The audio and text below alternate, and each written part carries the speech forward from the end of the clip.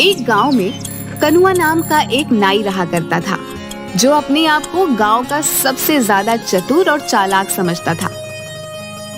एक दिन वह अपनी दुकान में गांव की मुखिया की शेव करते हुए मुखिया को बहुत गौर से देखे जा रहा था। क्या बात है कनुआ नाई, आज तेरा ध्यान दाढ़ी बनाने पर कम, मुझे देखने पर ज्यादा है।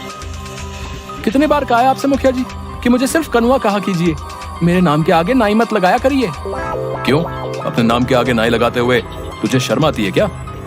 ऐसी बात नहीं है मुखिया जी, लोग अपने नाम के आगे अपनी जाति लगाते हैं, अपना पेशा नहीं। अबे ये क्यों नहीं कहता कि तुझे अपने नाम के आगे नाई लगाते हुए शर्म आती है?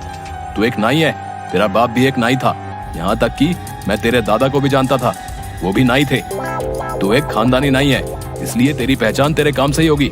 अगर तुझ में कोई काबिलियत है तो छोड़ दे ये काम और कर कोई और काम, लेकिन अपने काम को लेकर कैसी शर्म? अब आपको क्या बताऊं मुखिया जी, मुझे मेरे इसी पेशे से कितनी परेशानी उठानी पड़ रही है, मैं आपको बता नहीं सकता। कैसी परेशानी? मेरी उम्र 40 वर्ष की हो चुकी है, लेकिन कोई भी लड़की मुझसे विवाह करने के लिए तैयार ही नहीं। हाँ, मुझे पता है, क्योंकि तुझे लड़की सुंदर चाहिए, जबकि तूने कभी अपनी शक्ल आईने में नहीं देखी। एक बार मेरे कहने पर अपनी शक्ल आईने में गौर से जरूर देखना। शक्ल का मैं इतना भी बुरा नहीं हूँ मुखिया जी। अगर इतना बुरा नहीं है तो इतना अच्छा भी नहीं है। अब सीधे सीधे बता मुझे, इतनी गौर से क्यों देख रहा था? क्या कहना चाहता है? आपको कैसे पता कि मैं आपसे कुछ बातचीत करना चाहता हूँ? अरे जब अपनी आंखें पढ़ पढ़ कर मेरे चेहरे को इतनी गौर से देखेगा तो मुझे यही लगेगा ना कि तू कुछ कहना चाह रहा है, लेकिन कुछ कह नहीं पा रहा। अब जल्दी बता, क्या कहना चाहता है तू? मुखिया की बात सुनकर कनुआ हिम्मत करके मुखिया से बोला, वो बात ये थी मुखिया जी, अब कैसे बोलूं? अरे अपने मुंह से बोल। हाँ, मुंह से ही बोलूंगा मुखिया जी। आप भी मुखिया जी, आपकी बेटी नंदनी की अभी तक शादी नहीं हुई ना, वो भी लगभग 35 के आसपास ही है। आप अपनी बेटी की शादी मुझसे करा दीजिए। कनुआ की बात सुनकर मुखिया गुस्से से आग बबूला होकर उठकर खड़ा हो गया और उसने जोरदार थप्पड़ कनुआ के गाल पर जड़ दिया। तेरा दिमाग तो ठीक है कनुआ नाई, है? जानता भी है तू क्या बोल रहा है? तेरा बाप मेरे पिता का खास नहीं था, सिर्फ तेरे बाप का लिहाज करके तुझे सिर्फ एक थप्पड़ मारा है। अगर तेरी जगह कोई और ये बोलने की हिम्मत करता ना, तो मैं उसकी मार मार कर हड्डी पसली एक कर देता। तेरी हिम्मत कैसे हुई ये सब सोचने की? मैंने ऐसा क्या गलत कह दिया मुखिया जी? मैंने तो सिर्फ आपकी बेटी से शादी करने के लिए बोला है। अबे बेवकूफ, हैं? तू एक नाई है, नाई। तेरा और मेरी बेटी का रिश्ता नहीं हो सकता, असंभव है। मेरी बेटी के बारे में सोचने से पहले एक बार अपना पेशा तो देख लेता, और चल एक बार को मैं तेरा पेशा भी भूल जाऊं। पर क्या तूने कभी आईने में अपनी शक्ल देखी है? हैं? किसी पुराने पेड़ का घटिया सड़ा हुआ आम दिखता है तू। इतना कहकर मुखिया गुस्से से बाहर चला गया। मुखिया की बात कनुआ को बिल्कुल भी पसंद नहीं आई। तू है मुझ पर, अरे अगर मैं नाई हूँ तो इसमें मेरी क्या गलती है? क्या मेरे कोई अरमान नहीं है? मेरे को सपने नहीं है? ये गांव का मुखिया अपने आप को समझता क्या है? नहीं रहना मुझे इस गांव में, और नहीं करना मुझे अब ये नाई का धंधा। अब तो मैं किसी जमींदार की बेटी से ही विवाह करूंगा, और अब इस गांव में कुछ बनकर ही लौटूंगा। हाँ। अगले दिन कनुआ ने अपनी नाई की दुकान बंद कर दी और नए धंधे की तलाश में वो दूसरे गांव की ओर चल दिया। वह जंगल के रास्ते में ही था कि तभी उसके कानों में एक साधु की आवाज टकराई। आगे मत जाना बेटा, आगे एक शेर बैठा हुआ है। तुम्हारा दिमाग तो ठीक है साधु, शेर घने जंगलों में होते हैं। मैं कोई मामूली साधु नहीं हूँ, यकीन नहीं आता तो कुछ देर मेरे पास बैठ जा। कनुआ साधु के पास बैठ गया। कुछ ही देर में एक शेर दहाड़ता हुआ आकर उन दोनों को घूरने लगा। साधु जी, ये शेर तो हम दोनों को खा जाएगा, आपने तो मुझे मरवा दिया। चिंता मत कर, जब तक मैं तेरे साथ हूँ शेर तेरा कुछ नहीं करेगा, कुछ देर में चला जाएगा। कुछ देर बाद जंगल की ओर चला गया। आप तो वाकई बहुत पहुंचे हुए। साधु रहस्यमयी अंदाज में मुस्कुरा कर बोला, मैं जानता हूँ कि तू एक नाई है, और नाई का धंधा छोड़कर तू दूसरे धंधे की तलाश में दूसरे गांव जा रहा है, ताकि कुछ बनकर अपने गांव लौटे। आप तो अंतर्यामी भी निकले बाबा, मेरी मदद कीजिए। क्या चाहता है तू? मैं बड़ा आदमी बनना चाहता हूँ। मैं चाहता हूँ कि मेरा विवाह किसी बड़े परिवार की कन्या से हो, लेकिन मेरे काम को देखते हुए कोई भी बड़ा परिवार अपनी बेटी का विवाह मुझसे नहीं करता। इसीलिए मैंने अपना गांव छोड़ दिया, क्योंकि वहां सब मुझे नाई नाई बोलकर ही पुकारते हैं, और इसी वजह से मैं 36 वर्ष तक की उम्र में कुंवारा हूँ। ठीक है, मैं तेरी मदद करने के लिए तैयार हूँ, लेकिन मैं तुझे अपनी मायावी शक्ति से धन दौलत तो नहीं दे सकता। मैं आपकी बात का मतलब नहीं समझा। मैं तुझे एक शक्ति दे सकता हूँ। कैसी शक्ति साधु जी? तू जिस किसी भी व्यक्ति को कुछ देर तक गौर से देखेगा तो तू उस व्यक्ति का कुछ देर बाद भविष्य देख लेगा। दूसरों के भविष्य देखने से मुझे क्या फायदा होगा? खुद को बहुत चतुर समझता है ना, तो अपनी चतुराई से इस शक्ति का फायदा उठा ले। मगर याद रखना, अगर तू मेरी दी हुई शक्ति का फायदा अपनी चतुराई से उठाने में कामयाब हो जाता है तो ये कभी मत भूलना कि तेरा अतीत क्या था। क्या मतलब? मतलब कि तू एक नाई था। और हाँ, मेरी दी हुई शक्ति का प्रयोग तू सिर्फ अपने जीवन में 2 बार कर सकता है। इतना कहकर साधु मुस्कुराता हुआ वहां से चला गया। कनुआ एक दूसरे गांव में चला गया। वो सुबह से लेकर शाम तक गांव वालों को देखता रहा कि तभी उसकी नजर गांव में बनी एक कोठी पर पड़ी। वो कोठी उस गांव के जमींदार रमेश की थी। रमेश अपनी कोठी के बाहर एक शहरी व्यक्ति से अपनी एक जमीन का सौदा कर रहा था। कनुआ उस जमींदार को गौर से देखने लगा। कुछ देर बाद गौर से देखने के बाद कनुआ की आंखों में चमक आ गई। वह दौड़ता हुआ जमींदार के पास चला गया। इस सौदे को रोक दीजिए जमींदार साहब, ये सौदा आपके लिए सही नहीं है। कौन हो तुम और ये कैसी बातें कर रहे हो तुम? कहीं तुम पागल तो नहीं हो गए? तुम जानते भी हो कि ये सौदा करोड़ों का है। मेरा नाम कनुआ है। मैं कुछ दिन पहले ही विदेश से हिंदुस्तान आया था, मगर ट्रेन में मेरा किसी ने पासपोर्ट, मेरे सारे पैसे सब चुरा लिए। तब से मैं ऐसे ही उस चोर को पकड़ने के लिए भटक रहा हूँ। देखिए, मैं भी एक बहुत बड़ा बिजनेसमैन रहा हूँ और मेरी नजर ये बता रही है कि आपके सामने ये जो व्यक्ति बैठा हुआ है ये धोखेबाज है।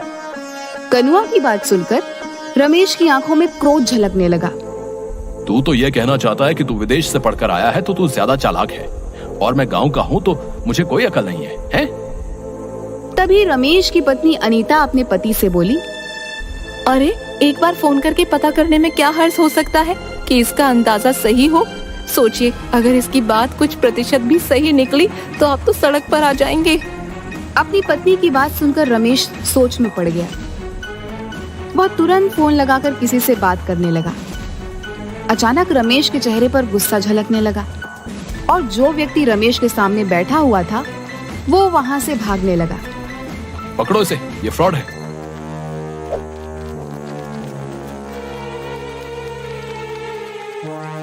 कनुआ ने उस व्यक्ति को तुरंत पकड़ लिया।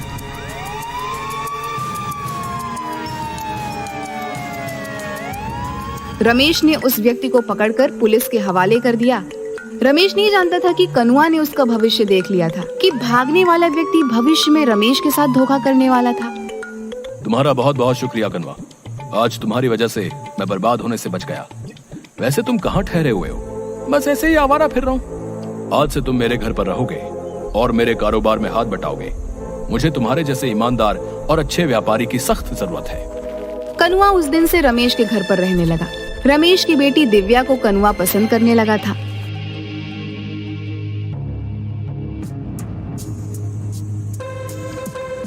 एक दिन रमेश अपनी बेटी के साथ कार से शहर जा रहा था कि तभी कनुआ बोला, कहाँ जा रहे हैं आप? अभी कुछ देर पहले बताया तो था, मुझे शहर में कुछ काम है और इसी बहाने दिव्या को कुछ शॉपिंग भी करा दूंगा। आज मत जाइए, कल चले जाइएगा। आज मुझे कुछ ठीक नहीं लग रहा। ये कैसी बातें कर रहे हो तुम? मेरा शहर जाना आज बहुत जरूरी है, तो अपने उस जरूरी काम को कल निपटा लीजिएगा। कनुआ, तुम व्यापारी अच्छे हो, लेकिन अब तो तुम ऐसे बातें कर रहे हो जैसे कि तुम फ्यूचर देख सकते हो और तुम्हें पहले से ही आभास हो गया है कि आज मेरे साथ कुछ सही नहीं होने वाला। रमेश की बात सुनकर कनुआ बुरी तरीके से घबरा गया। सच तो यही था कि कनुआ ने रमेश का भविष्य देख लिया था। वो जानता था कि कुछ देर बाद रमेश का एक्सीडेंट हो जाएगा। रमेश की पत्नी अनीता रमेश से बोली, आप कनुआ की बात मान क्यों नहीं लेते? अपने जरूरी काम को कल कर लीजिएगा। नहीं अनीता, मेरा आज जाना बहुत जरूरी है।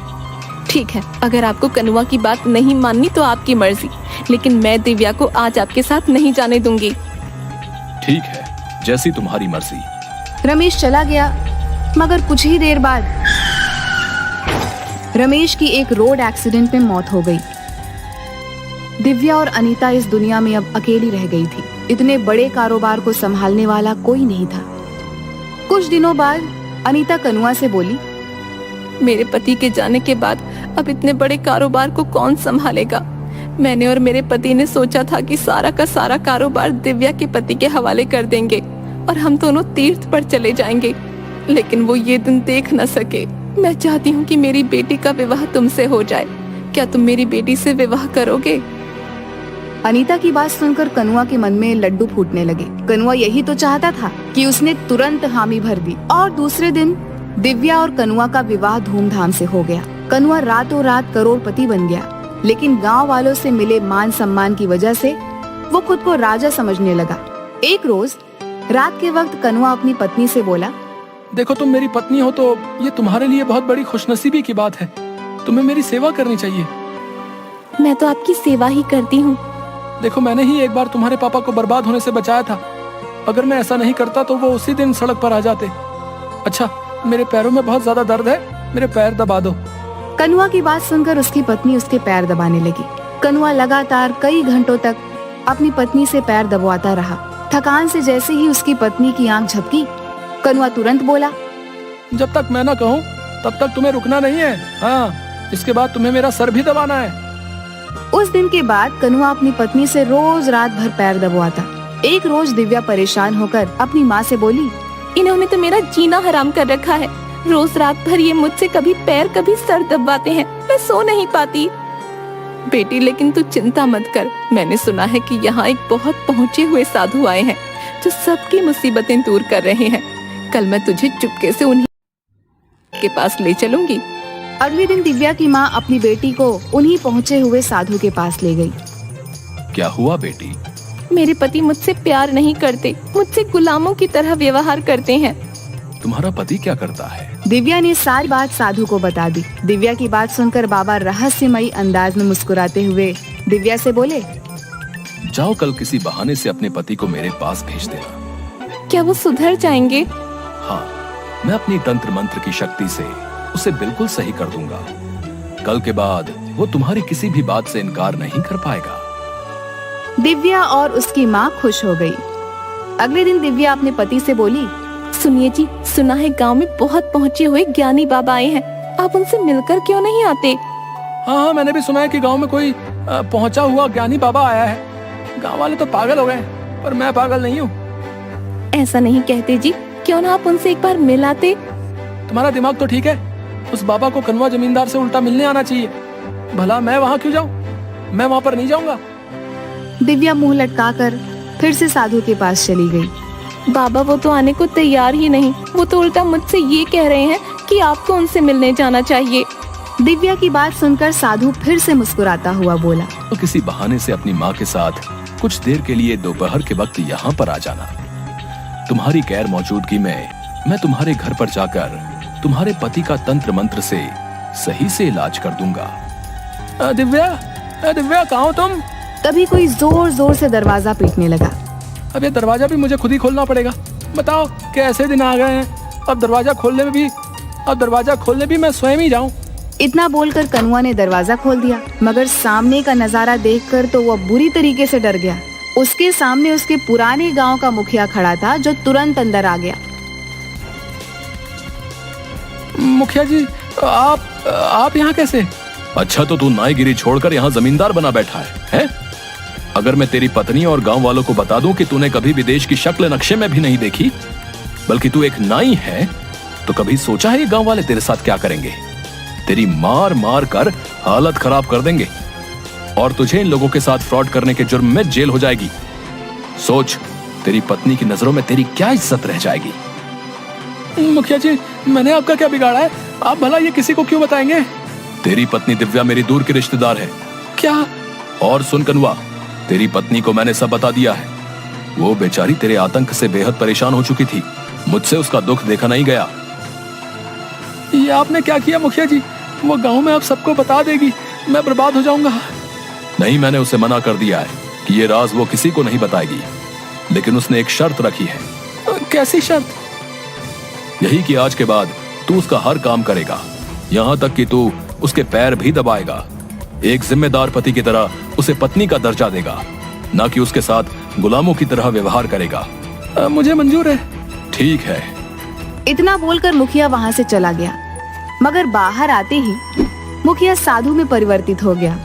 और सीधा दिव्या के पास जाकर बोला, तुम्हारे पति को सुधार दिया है। दिव्या खुश होती हुई वहाँ से चली गई। उसने घर जाकर देखा कि कनुआ डरा हुआ दिव्या की ओर देख रहा था। अरे तुम आ गई प्रिया, थक गई होगी, लाओ मैं तुम्हारे पैर दबा दूं, लाओ लाओ। उस दिन के बाद से कनुआ नाई की सारी चतुराई धरी की धरी रह गई।